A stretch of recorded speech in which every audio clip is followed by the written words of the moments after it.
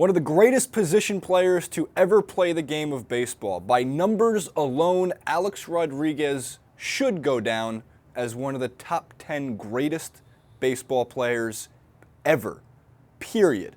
However, off-the-field incidents that affected on-the-field gameplay made Alex Rodriguez into public enemy number one. Right. So Alex Rodriguez, by the way, finally got a chance to bat, even though Joe Girardi has been in a weird mix of not sure whether to play A-Rod because he's batting his worst he's ever batted in his career in the low 200s this season. Even though Boston Red Sox fans, if you hear last night, wanted A-Rod. We want A-Rod just so they can bring him out to boo the living hell out of this man. A-Rod's whole career has been basically one big boo. Since 2001, when he signed the 10-year, $252 million contract, one reason to hate A-Rod came into play. He makes too much money. However, do you know that A-Rod's 3 years on the Texas Rangers, he actually was getting underpaid based on the stats he was putting up? He was valued at making $100 million for those 3 years, over $33.5 million per, just about $33.3 million per year. However, he was only seeing about $67.5 million in those first 3 years. Neil Payne at 538 dove into a head-spinning article that you can look at. I'll put that link in the description box below. But that's not the subject of this clip. There's a lot of facts and stats about Alex Rodriguez. For one, most people hate him. A-Rod, asshole, a-hole. That was basically what was happening for the last 6, 7, 8 years. There's a couple things when it comes to Alex Rodriguez that do deserve a tiny bit of defense. If you'd like, I wrote an article for the Huffington Post yesterday. Check it out. It's in the description box below as well, where I said I am trying to defend A-Rod even though it is nearly impossible. Right? He's not the most charismatic guy, right? We knew this. He's terrible with handling the media. He was a botch job in the Katie Couric interview in 2007. He was even worse in the Peter Gammons interview where he admitted to being wrong in the Katie Couric interview in 2009. He did win a World Series. He did almost set records during that playoffs run. He was the one guy on the Yankees bought a World Series team that really showed up. But most Yankee fans remember him striking out in 2013, being terrible in the playoffs in 2011 and 2012 and during the regular season. Doesn't matter. He won you, part of the reason he won you your last ring that you won. And that's important. So you can't say A-Rod is not a clutch player or he's not a bad player, because the facts of the matter are he is one of the greatest.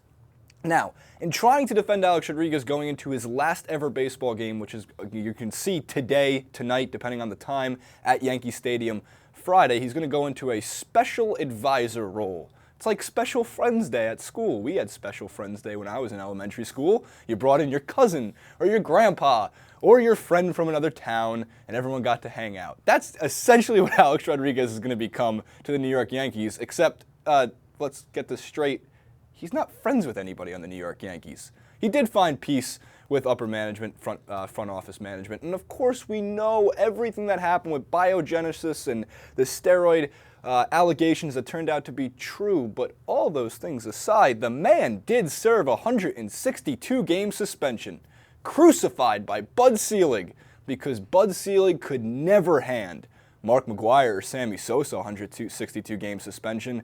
And why is that? Because Bud Selig needed Mark McGwire and Sammy Sosa. He needed Barry Bonds, Jose Canseco, Roger Clemens. And guess what? So did the fans.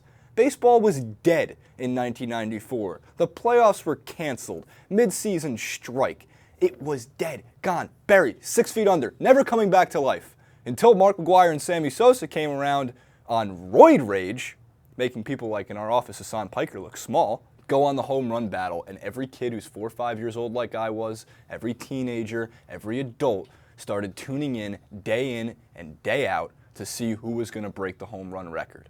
Bud Selig needed that. If it wasn't for that, baseball might have never made it out of the 90s. And who could lie? Who could say that they didn't want to watch Roger Clemens throw a broken bat at Mike Piazza, two also roided up guys? Right? Steroids aren't bad for baseball. They're actually great for baseball. Is it cheating? Yes. Does it matter if it's pretty much an even playing field? No, because most of them during that period were on the steroids. Regardless of all that aside, Alex Rodriguez is not a bad guy because Alex Rodriguez served his suspension. He did something that no other player in the 90s did. He was crucified by Bud Selig, and now he's going to go down as the most notorious baseball player with the worst off-the-field incidents. What's crazy to me, to wrap this up, in almost any sport, if your numbers on the field excuse what you do off the field, the mainstream, the masses, for the most part, will give you a pass. Think about it. What Floyd Mayweather's done outside the ring doesn't give him a pass, but he's 49-0 inside the ring. Therefore, we look at Floyd Mayweather as only the boxer. Most sports people, not all, most. The same goes for anybody else. Why didn't Alex Rodriguez get that pass?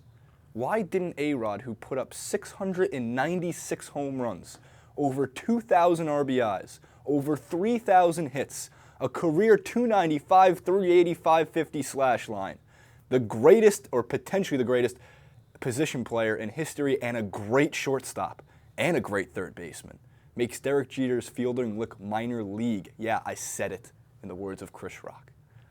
Alex Rodriguez is not a terrible person. He might be an a-hole. He might be someone to boo every single day, but he did help the Yankees win a World Series. He did put up numbers we likely will never see again. And unfortunately, he was just on the wrong side of media bias for a long, long time.